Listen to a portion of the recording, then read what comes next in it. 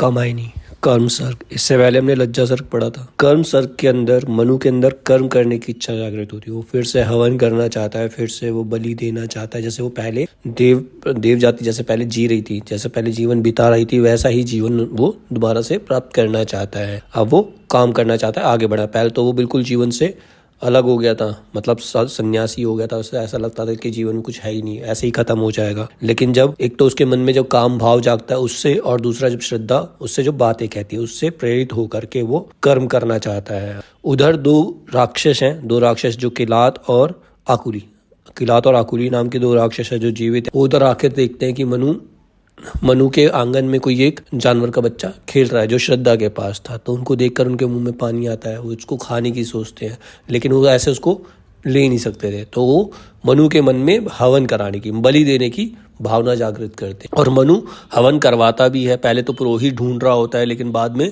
हवन करता है, पशु की बलि दी जाती है, जिससे श्रद्धा जो है वो अपसेट हो जाती है। उसे लगता है कि किसी जीव की हत्या करके कोई प्राणी कैसे खुश रह सकता है, किसी जीव की हत्या नहीं करनी चाहिए। तो श्रद्धा अपसेट होती है। तो वही श्रद्धा को मनाने के लिए फिर मनु जाता है, समझाने का प्रयास करता है। उससे कहता है कि तुम भी सोमरस का आनंद लो, ये जो जीवन प्राप्त हुआ है इसको आनंद से गुजारो, तुम्हें किसी के बारे में सोचने की जरूरत नहीं है। उधर श्रद्धा कहती है कि हमें दूसरे मनुष्य का भला करके अपने में उसमें खुशी ढूंढनी चाहिए, दूसरे जीव को हमें नुकसान नहीं पहुंचाना चाहिए अपनी खुशी के लिए। और अंत में वो श्रद्धा को मना करके उसके साथ फिर से भोग में लिप्त हो जाता है। तो वही है कर्म सर्ग। कर्म सूत्र संकेत से दृष्टि सोमलता तब मनु को, चढ़ी सिंजनी सी खिंचा फिर उसने जीवन धनु को, हुए अग्रसर उसी मार्ग में छूटे तीर से फिर वे, यज्ञ की कटु पुकार से रह न सके अब थिर वे। मतलब अब उनके मन में कर्म सूत्र जागता है, मनु के मन में कर्म करने की इच्छा जागती है। तो एक जैसे धनुष के ऊपर सिंजनी मतलब प्रत्यंचा जो धनुष का धागा होता है उसके ऊपर चढ़ा करके एक तीर के समान उस पर चढ़ करके आगे बढ़ना चाहते। जैसे धनुष से जब तीर छोड़ दिया जाता तो उसी दिशा, जिस दिशा में छोड़ा जाता है उसी दिशा में वो आगे आगे बढ़ता जाता है। उसी प्रकार से मनु भी उसी तीर के समान अपने मार्ग में छूट गए हैं और उनके मन में यज्ञ करने की इच्छा जागृत हो रही है। भरा कान में कथन काम का, मन में नव अभिलाषा, लगे सोचने मनु अतिरंजित, उमड़ रही थी आशा, ललक रही थी ललित लालसा सोम पान की प्यासी, जीवन के उस दीन विभव में जैसे बनी उदासी। अब एक तो उनके मन में काम भावना जागृत हुई है, और तो उससे क्या हो गया, उनके मन में एक नई अभिलाषा जागृत हो गई, एक नई आशा का संचार उनके मन में हो गया। अब वो वापस से सोमपान मतलब वापस से अमृत का पान करना चाहते हैं। और जो जीवन उनका दुखी हो गया था, मतलब बिल्कुल वीरान हो गया था, उस जीवन में फिर से वो खुशी लाना चाहते हैं, उस उदासी को खत्म करना चाहते हैं। जीवन की अविराम साधना पर उत्साह खड़ी थी, ज्यों प्रतिकूल पवन में तरणी गहरे लोट पड़ी थी, श्रद्धा के उत्साह वचन फिर काम प्रेरणा मिलके, भ्रांत अर्थ बन आगे आए बने ताड़ थे तिल के।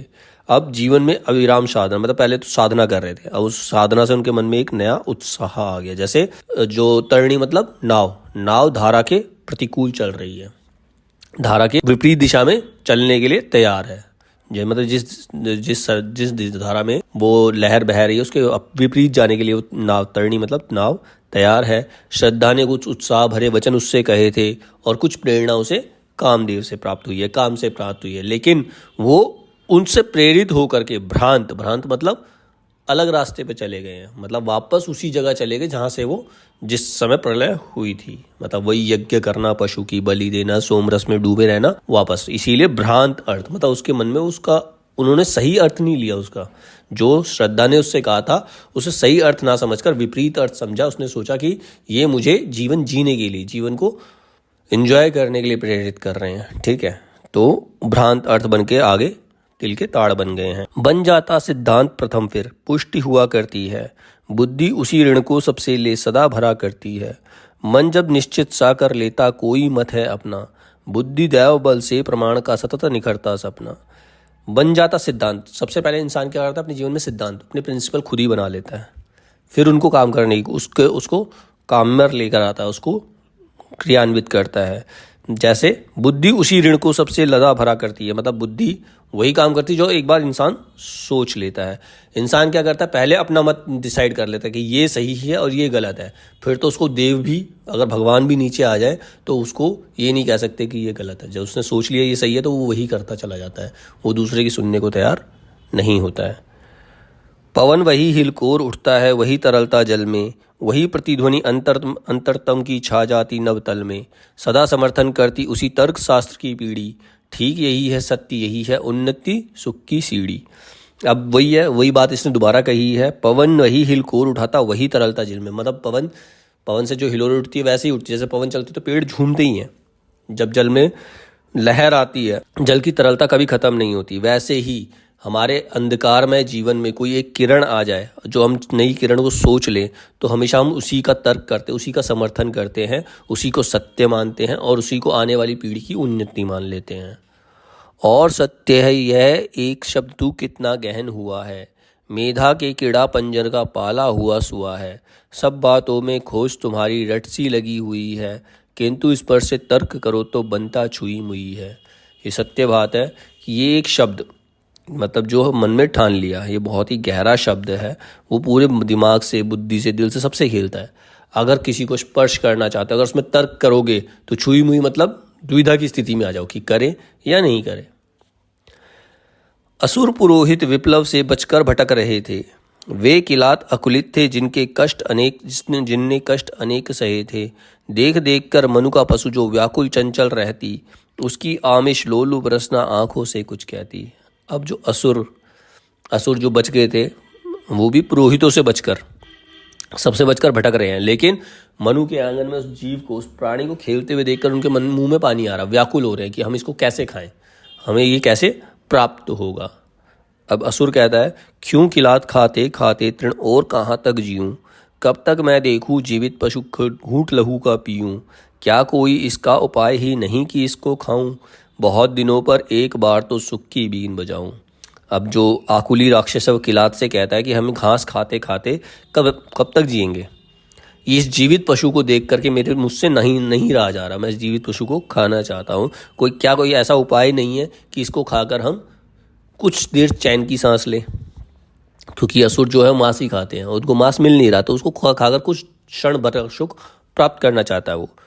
आकुली ने तब कहा, देखते नहीं साथ में उसके, एक मृदुलता की ममता की छाया रहती हंस के, अंधकार को दूर भगाती वह आलोक किरण सी, मेरी माया बिंध जाती है जिसके हल्के घन सी।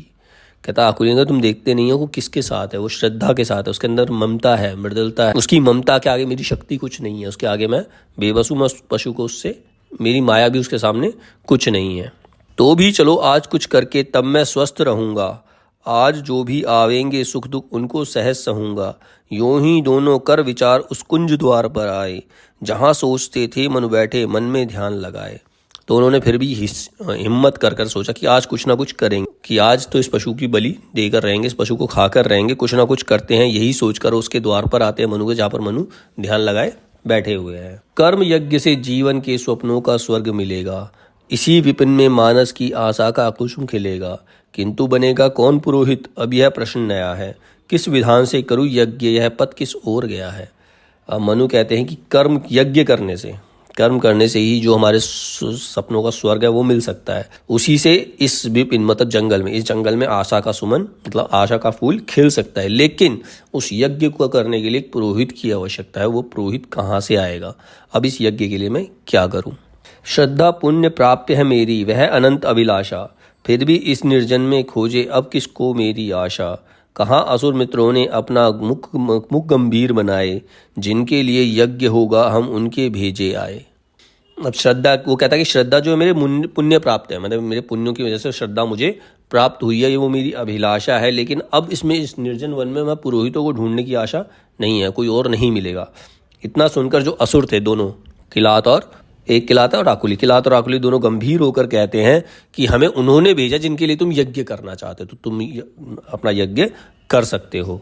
यजन करोगे क्या तुम, फिर यह किसको खोज रहे हो, अरे पुरोहित की आशा में कितने कष्ट सहे हो, इस जगती के प्रतिनिधि जिनसे प्रकट निशीत सबेरा, मित्र वरुण जिनकी छाया है यह आलोक अंधेरा।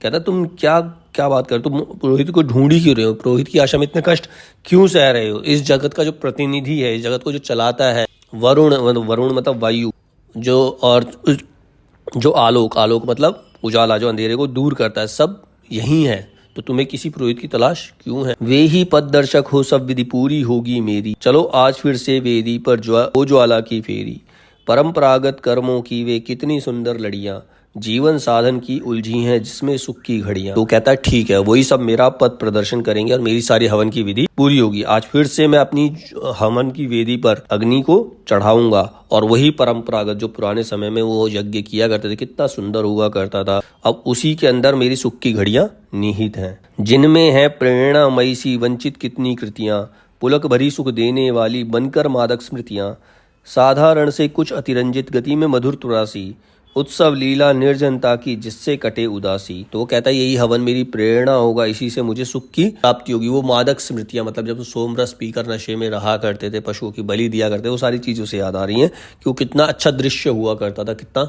सुखकारी दृश्य हुआ करता था वो। एक विशेष प्रकार का कुतूहल होगा श्रद्धा को भी, प्रसन्नता से नाच उठा मन नूतनता का लोभी, यज्ञ समाप्त हो चुका है तो भी धधक रही जो थी ज्वाला, दारुण दृश्य रुधिर के छींटे अस्थिखंड की माला। कहता है कि श्रद्धा के मन में भी ये देखकर एक्साइटमेंट होगी, उसे भी देखकर शायद खुशी होगी, और वो भी नएपन को देखकर, नई चीजों को देखकर खुशी से झूम उठेगी। अब यज्ञ समाप्त हो चुका है लेकिन उसकी ज्वाला अभी भी धधक रही है। दारुण दृश्य मतलब बहुत ही बुरा सा दृश्य है, बहुत ही करुण दृश्य चारों तरफ है, हर तरफ खून के छींटे पड़े हुए क्योंकि उस पशु की बलि दे दी है उन्होंने, और अस्थि खंड की माला, और चारों तरफ उसकी हड्डियां फैली हुई हैं। वेदी की निर्मम प्रसन्नता, पशु की कातरवाणी, मिलकर वातावरण बनाता कोई कुत्सित प्राणी, सोम पात्र भी भरा धरा था, पुरोडाश भी आगे, श्रद्धावाना थी मनु के सब सुप्त भाव सब जागे। अब वेदी की निर्मम प्रसन्नता, एक पशु की तो चित्कार, पशु बेचारा उसकी बलि दी गई है, वो चिल्ला रहा है, उसमें मनु को प्रसन्नता हो रही है।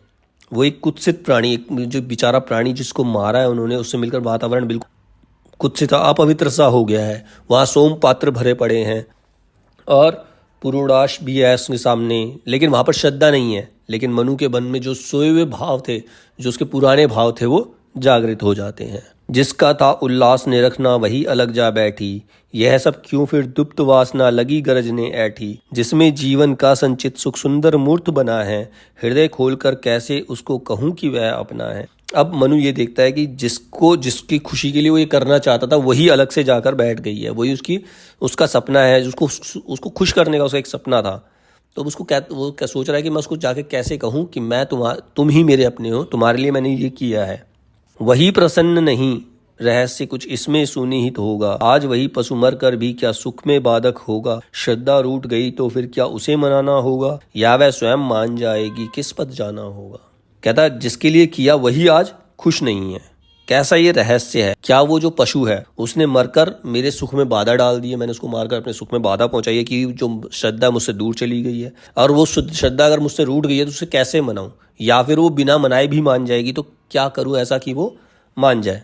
पुरोडाश के साथ सोम का पान लगे मनु करने, लगे प्राण के रिक्त अंश को मादकता से भरने, संध्या की धूसर छाया में शैल श्रृंग की रेखा, अंकित थी दिगंत अंबर में लिए मलिन शशिलेखा। अब पुरोडाश के साथ वो सोमपान करने लगते हैं मनु, और अपने आप को वो नशे में चूर होने लगते हैं, मतलब अपने आप को नशे में चूर कर लेते हैं। अब शाम का समय है, शैल श्रृंग मतलब शैल मतलब पर्वतों की पूरी रेखा है, हिमालय के पास है तो, और पूरे अंबर के अंदर एक मलिन शशिलेखा मतलब एक आज साफ सुथरा आसमान नजर नहीं आ रहा क्योंकि पशु की हत्या हुई है और श्रद्धा उससे नाराज हो गई, तो एक मलिन सा वातावरण लग रहा है, सुखकारी वातावरण वो नहीं लग रहा है। श्रद्धा अपनी सहन गुहा में थुकी लौट कर आई, एक विरक्ति बोझ सी ढोती मन ही मन बिल खाई, सूखी काष्ठ संधि में पतली अनल शिखा सी जलती थी, उस धुंधले ग्रह में आभा में तामस को छलती थी।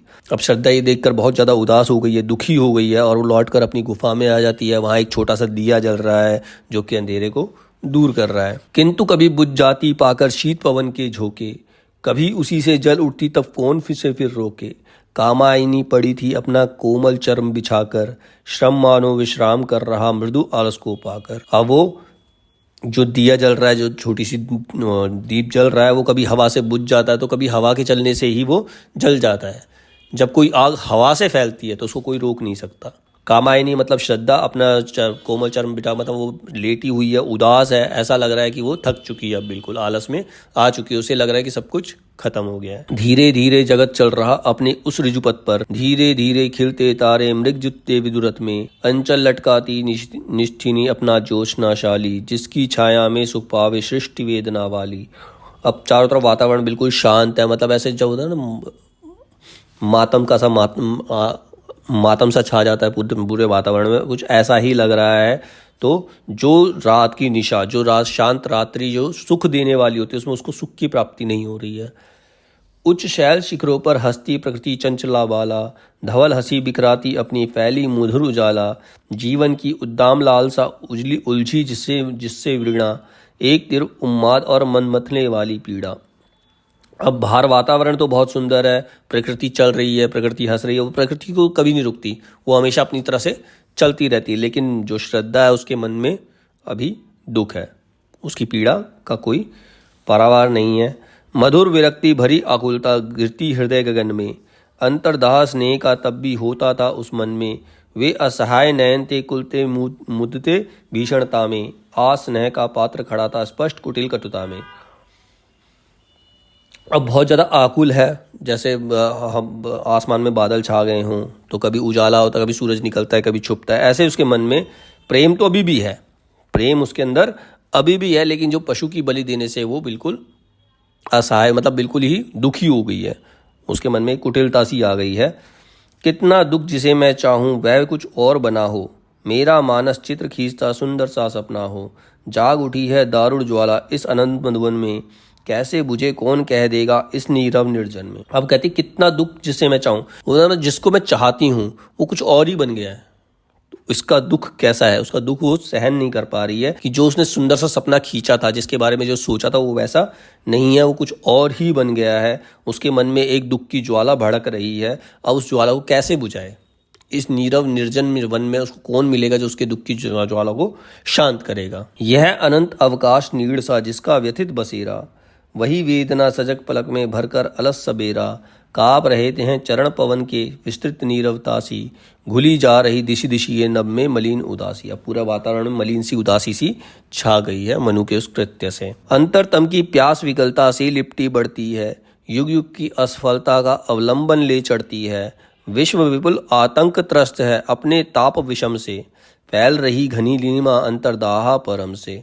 मतलब यही पाप है, मनुष्य के मन में इसी प्रकार का पाप जागृत होता है जब दूसरे जीव को वो कष्ट देता है। तो उद्वेलित है उद्दित लहरियां लौट रही व्याकुल सी, चक्रवाल की धुंधली रेखा मानो जाती झुलसी। सघन धूम कुंडल में कैसी नाच रही है ज्वाला, तिमिर फणी पहने हैं मानो अपने मणि की माला। अब उसका मन बहुत ज़्यादा उद्वेलित हो रहा है, जैसे समुद्र के अंदर लहरें आती हैं जाती हैं, व्याकुल सी, मतलब ऐसा लगता है समुद्र की लहरें बहुत ज़्यादा व्याकुल है, कभी बहुत ऊंची उठती है, कभी दूर से आती है, कभी चली जाती है। तो ऐसे ही उसके मन में उथल पुथल हो रही है, श्रद्धा के मन में उथल पुथल हो रही है। जगती तल का सारा क्रंदन यह विषमयी विषमता, चुभने वाला अंतरंग छल अति दारुण निर्ममता। जीवन के वे निष्ठुर दंशन जिनकी आतुर पीड़ा, कलुष चक्र सी नाच रही है बन आंखों की क्रीड़ा। मतलब जो भी दृश्य उसने आंखों के सामने देखा है वो पीड़ा बनकर उसके मन में चले जा रहा है। सखलन चेतना के कौशल का भूल जिसे कहते हैं, एक बिंदु जिसमें विषाद के नद उमड़ते रहते हैं। आहा वही अपराध जगत की दुर्बलता की माया, धरणी की वर्जित मादकता संचित तम की छाया। कहता है इस धरती का यही अपराध है, मतलब ये जो मनुष्य बहुत ज़्यादा दुर्बल होता है, वो माया के चक्कर में आकर सारे पाप कर्म करता है, वो मादकता में फंस जाता है, मतलब नशे में चूर हो जाता है और चारों तरफ अंधकार फैला देता है। नील गरल से भरा हुआ ये चंद्र कपाल लिए हो, इन्हीं निमिलित ताराओं की कितनी शांति पिए हो। अखिल विश्व का विष पीते हो, सृष्टि जग जिएगी फिर से, कहो अमर शीतलता इतनी आती तुम्हें किधर से। नील गरल में मतलब जो आसमान है उसमें जैसा जहर सा पी लिया, जैसे चारों तरफ जहर सा विष सा फैल गया है चारों तरफ। अब पूरा विश्व, अखिल विश्व का विष पीते हो। अब ये शिव जी के बारे में बताया कि पूरे विश्व का विष तो पीते हैं, लेकिन इस सृष्टि में अमरता कहाँ से आएगी, शीतलता कहाँ से आएगी। अचल अनंत नील लहरों में बैठे आसन मारे, देव कौन तुम झरते तन से श्रम कण ये तारे। इन चरणों के करम कुसुम की अंजलि वे दे सकते, चले आ रहे छाया पथ पे लोक पथिक जो थकते। अचल अंत की नील लहरों में बैठे आसन मारे, जो भगवान है वो तो ऊपर है, तुम देव तुम कौन हो, तुम्हारे चरणों में फूल खिलते हैं, तुम्हारे चरण कदमों पर सब चलते हैं, किंतु कहाँ वह दुर्लभ उनको स्वीकृति मिली तुम्हारी। लौटाए जाते वे असफल जैसे नित्य विकारी, प्रखर विनाशशील नर्तन में विपुल विश्व की माया, क्षण क्षण होती प्रकट नवीना बनकर उसकी काया। लेकिन किंतु कहाँ वह दुर्लभ उनको स्वीकृति मिली तुम्हारी। मतलब तुम्हें दूसरे जीव को नुकसान पहुंचाने की स्वीकृति उन लोगों को कहाँ से मिली है। तो भगवान से कहते हैं, भगवान तो हैं, सबका दुख हरते हैं, दूसरों के लिए खुद विष पीते हैं, लेकिन जो मनुष्य है उसको ये उसको स्वीकृति कहाँ से मिलती है, ये परमिशन कहाँ से मिलती है वो दूसरे लोगों को दुख पहुंचाए। सदा पूर्णता पाने को सब भूल किया करते क्या, जीवन में यौवन लाने को जी कर मरते क्या। यह व्यापार महागतिशाली कहीं नहीं बसता क्या, क्षणिक विनाशों में स्थिर मंगल चुपके से हंसता क्या। क्या सदा पूर्णता मतलब जो मनुष्य अपनी पूर्णता पाने के लिए क्या क्या भूल कर देता है। मतलब अब मनु के मन में ये भूल है कि वो यज्ञ हवन वगैरह करेगा, पशु की बलि देगा तो उसे सुख प्राप्त होगा, तो जो कि गलत है। यौवन लाने के लिए लोग जी कर मरते हैं, मतलब उस सुख को प्राप्त करने की प्रयास करते हैं जो सुख उन्हें प्राप्त नहीं हो सकता, तो वो अपना जीवन भी व्यर्थ करते हैं। ठीक है। यह विराग संबंध हृदय का कैसी यह मानवता, प्राणी को प्राणी के प्रति बच रही निर्ममता।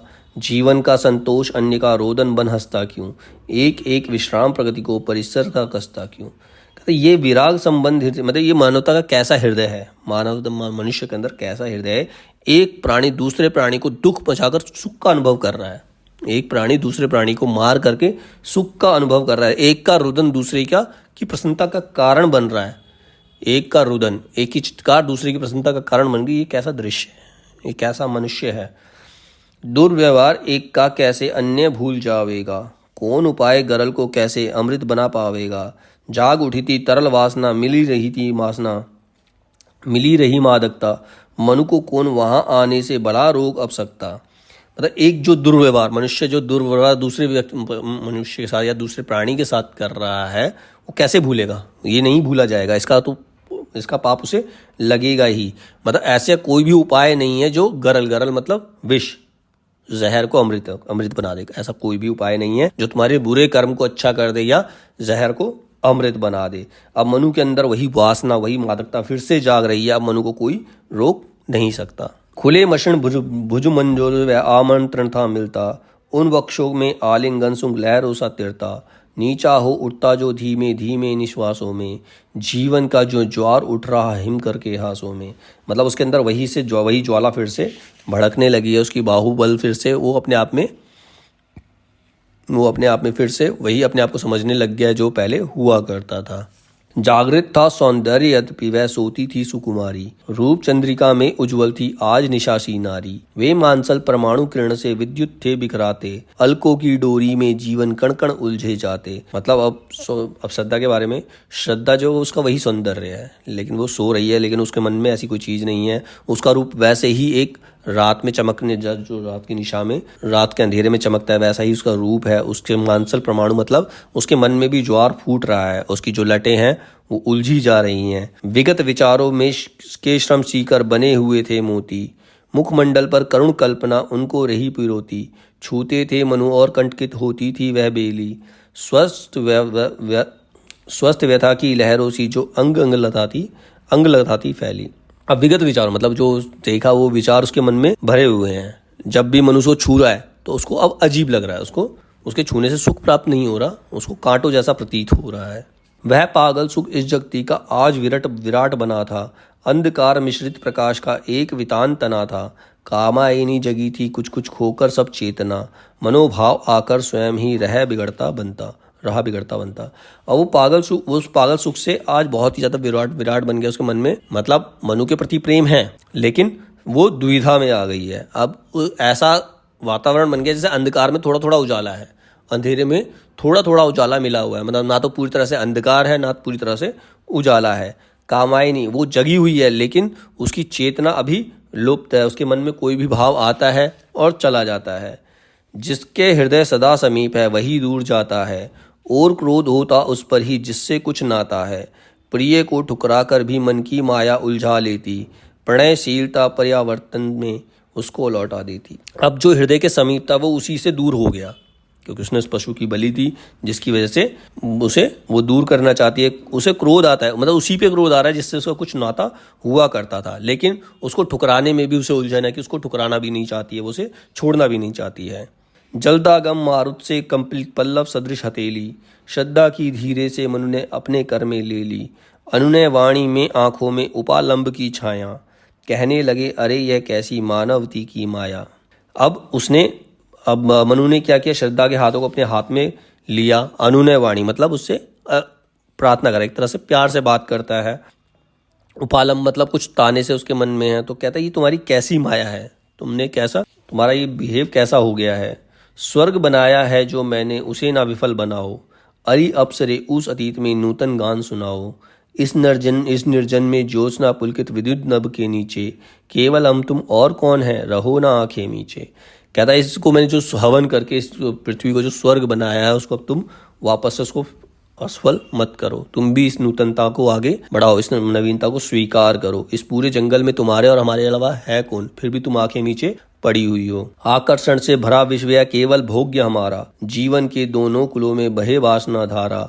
श्रम की इस अभाव की जगती उसकी सब आकुलता, जिस क्षण भूल सके हम अपनी यह भीषण चेतनता। कहता है ये पूरा विश्व आकर्षण से बड़ा है, इसे केवल हमारे भोग के लिए है, इसको हमें ही भोगना है, हमारे अलावा और कोई नहीं है। हम दोनों को एक दूसरे में समा जाना चाहिए, हमें श्रम करना चाहिए, हमें कार्य करना चाहिए और चेतनता में रहना चाहिए, एक दूसरे के साथ रहना चाहिए। वही स्वर्ग की वन अनंत ना मुस्कुराता रहता है, जो बूंदों में जीवन का रस लो बस बहता है। दोनों में अर्पित मधु मिश्रित सोम अदर से छू लो, मादक डोला पर प्रेयसी आओ मिलकर झूलो। कहता है ये स्वर्ग से सुंदर, मतलब ये जो वातावरण है स्वर्ग की तरह सुंदर है, मुस्कुरा रहा है, हमें इसमें रम जाना चाहिए। तुम भी इस सोम रस को अपने अधरों से लगाओ, तुम भी सोम रस को पियो और खुशी में झूमो। श्रद्धा जाग रही थी तब भी छाई थी मादकता, मधुर भाव उसके तन मन में अपना ही रस छकता। बोली एक सहज मुद्रा से यह तुम क्या कहते हो, आज अभी तो किसी भाव की धारा में बहते हो। अब श्रद्धा जाग रही है, फिर भी मादकता ही चाहिए, नशे में पूरा सा टुन है, चारों तरफ मधुर भाव है। अब अचानक से सहज मुद्रा में श्रद्धा कहती है कि तुम किस भाव की बात कर रहे हो, तुम क्या कह रहे हो, किस भाव में बहने के लिए मुझे कह रहे हो। कल ही यदि परिवर्तन होगा तो फिर कौन बचेगा, क्या जाने कोई साथी बन नूतन यज्ञ रचेगा, और किसी की फिर बलि होगी किसी देव के नाते। कितना धोखा उससे तो हम अपना ही सुख पाते। कहती कल फिर से यदि परिवर्तन हुआ तो फिर कौन बचेगा। जैसे पहले प्रलय हुई थी तो मनु बच गए, लेकिन अगर कल फिर से परिवर्तन हुआ तो कौन बचेगा, क्या जाने कौन किसका साथी बनेगा, और कौन फिर यज्ञ रचेगा, फिर किसी पशु की बलि होगी किसी देव के लिए, तो कौन सुख प्राप्त करेगा। ये प्राणी जो बचे हुए हैं इस अचला जगती के, उनके कुछ अधिकार नहीं क्या, वे सब ही हैं फीके। मनु क्या यही तुम्हारी होगी उज्जवल नव मानवता, जिसमें सब कुछ ले लेना हो हंत बची क्या शवता। कहता है ये जो प्राणी बचे हुए हैं इस जगत में, जो भी प्राणी बचे हुए हैं उनके भी कुछ अधिकार है क्या, उनके कोई अधिकार नहीं है कि उनको तुम अपने सुख के लिए मार दोगे। मनु क्या यही तुम्हारी नई मानवता है, यही तुम्हारी उज्जवल मानवता है क्या, सब कुछ ले करके तुम अपनी सुख के बारे में सोच रहे हो।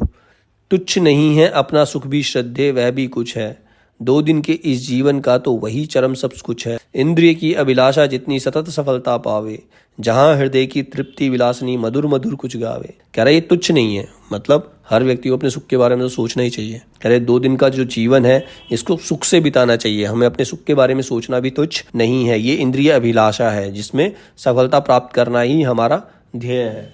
रोम हर्ष हो उस ज्योत्सना में मृदुल मुस्कान खिले हो, आशाओं पर श्वास निछावर होकर गले मिले हों। विश्व माधुरी जिसके सब मुकुर बनी रहती हो, वह अपना सुख स्वर्ग नहीं है यह तुम क्या कहती हो।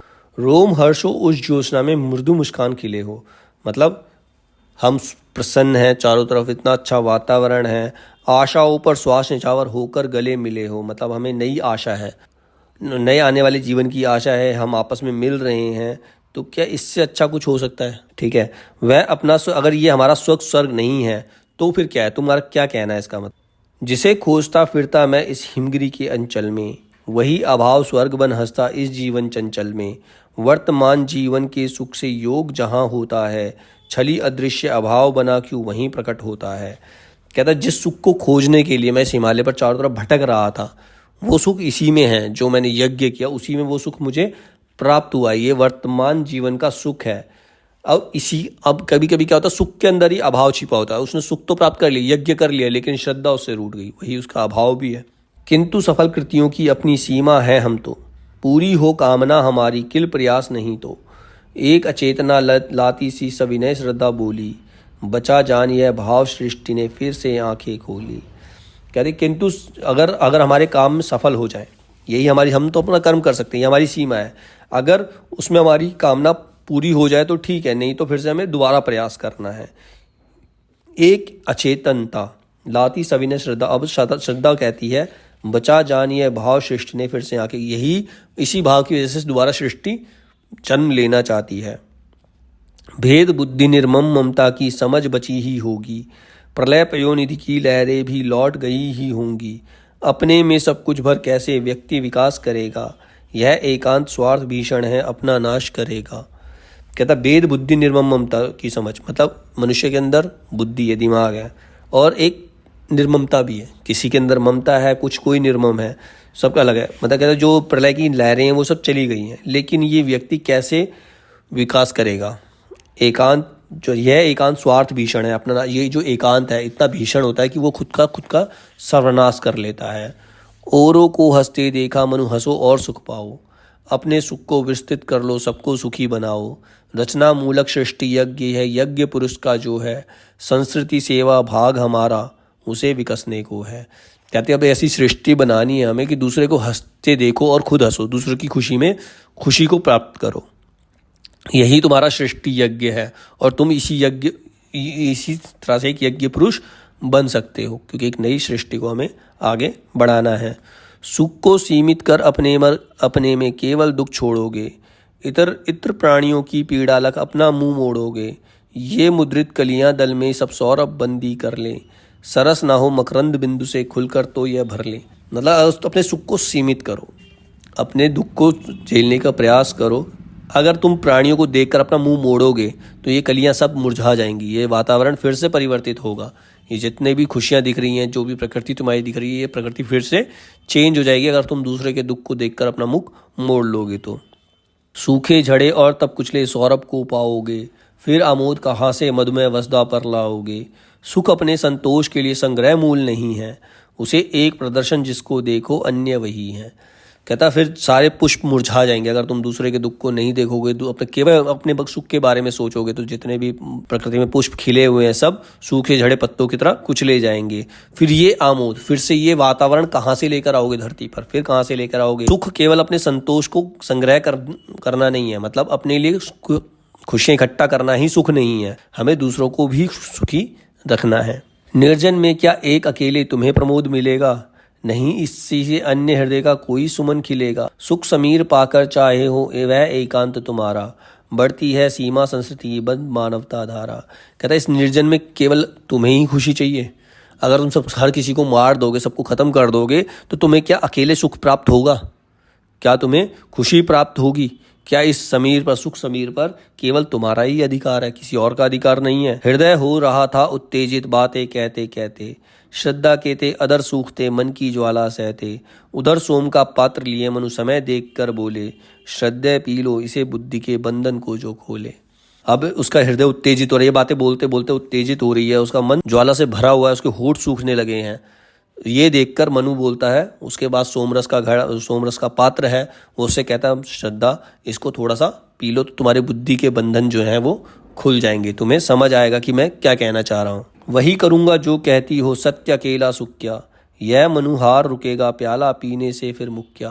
आंखें प्रिय आंखों में डूबे अरुण अधरते रस में, हृदय काल्पनिक विजय में सूखी चेतनता नस नस में। कहता है तुम सही कह रही हो कि अकेले में कोई सुख नहीं है, तुम ये पी लो, इसको पी लो, तुम फिर जो कहोगे मैं वही करूँगा। छलवाणी की वह प्रवंचना हृदयों की शिशुता को, खेल खिलाती भुलवाती जो उस निर्मल विधा को। जीवन का उद्देश्य लक्ष्य की प्रगति दिशा के पल में, अपने एक मधुर इंगित से बदल सके जो छल में। अब वो मनु की बातों में आती है, मनु की बातें समझने का प्रयास करती है, उसे लगता है कि वो उसकी बातें मान लेगा। वही शक्ति अवलंब मनोहर निज मनु को थी देती, जो अपने अभिनय से मन को सुख में उलझा देती। श्रद्धे होगी चंद्र शालिनी यह भव रजनी भीमा, तुम बन जाओ इस जीवन में मेरे सुख की सीमा। तो उसको अपने में उलझा रहा है, मनु जो है उसे अपनी बातों में उलझाता है श्रद्धा को। लज्जा का आवरण प्राण को ढक लेता है तम से, उसे अकिंचित कर देना अलगाता हम तुमसे। कुचल उठा आनंद यही है, बाधा दूर हटाओ, अपने ही अनुकूल सुखों को मिलने दो, मिल जाओ। कहता है ये जो लज्जा है, तुम्हारे मन में जो लज्जा का भाव है, यही हम दोनों को मिलने नहीं दे रहा है। इस आवरण को हटा दो, इस बाधा को दूर कर दो और आकर मुझसे मिल जाओ। और एक फिर व्याकुल चुंबन रक्त खोलता जिससे, शीतल प्राण धधक उठता है तृषा तृप्ति के मिस से। दो कांटों की संधि बीच उस निभृत गुफा में अपने, अग्निशिखा बुझ गई जागने पर जैसे सुख सपने। अचानक से वो दिया बुझ जाता है और दोनों एक दूसरे को आलिंगन में लिप्त हो जाते हैं और दोनों एक दूसरे के प्रेम में डूब जाते हैं।